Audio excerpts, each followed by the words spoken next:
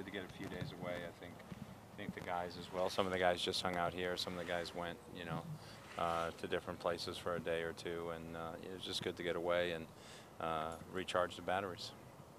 It looked like Sperning, Evans, Cato, Caskey were all full in. Is that about right? Yeah.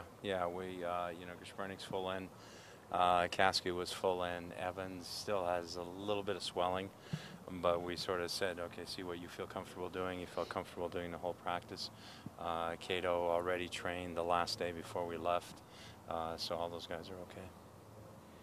Do your two All-Stars lose anything, in terms of for the Colorado game, just by being apart in the middle of the week? No, because obviously they're going to train there, and both of those guys have played a lot of minutes over the last 2 months, so it's not so bad. Hopefully they won't play a ton of minutes on Wednesday, because we have, our team's a little different than the other teams. We have an Open Cup final in midweek. We have a CONCACAF game midweek, so we have more games than the other guys. So hopefully they'll take that into account. And there are different philosophies on dealing with that elevation. It seems like your travel plans this time indicate just get in and get out in terms of Colorado. That's always our plans when we get in and get out. The question was whether we take our All-Stars and fly them to Colorado on Thursday, just to meet us there or fly them home. And my answer to that was they're flying back to Seattle and they'll fly with us on Friday. You always want to try and get in when you go to altitude within 24 hours of the game, right around there. Does it help or hurt the fact that you already played them twice, and this is the third time you got to go against the Rapids? No, I mean, what is difficult this time around is obviously they're a team that hasn't done well in their last games. I think they haven't won their last 5. So they're a team that's going to be hungry, that's going to be angry a little bit. Obviously there's a lot of attention on the state, this week for other reasons.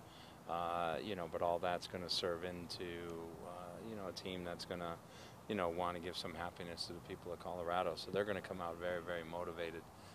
So we got to make sure we match that. Does that play a factor into the planning this week? What else happened there in Colorado? No, I mean, it doesn't into the planning. It's just we know we're going to meet a very motivated team. So we can't sit there and say, okay, we've had 2 wins against them at home, so okay, we'll just, it should be easy. No, it's not going to be easy. It's going to be a really, really difficult game because they're a team that's very hungry, that's now getting to a point where, hey, we've got to get wins to put ourselves back into the race. You've used Freddie and Morrow kind of in that similar space, but in different roles. Can you talk about how each of them plays when they're that second forward?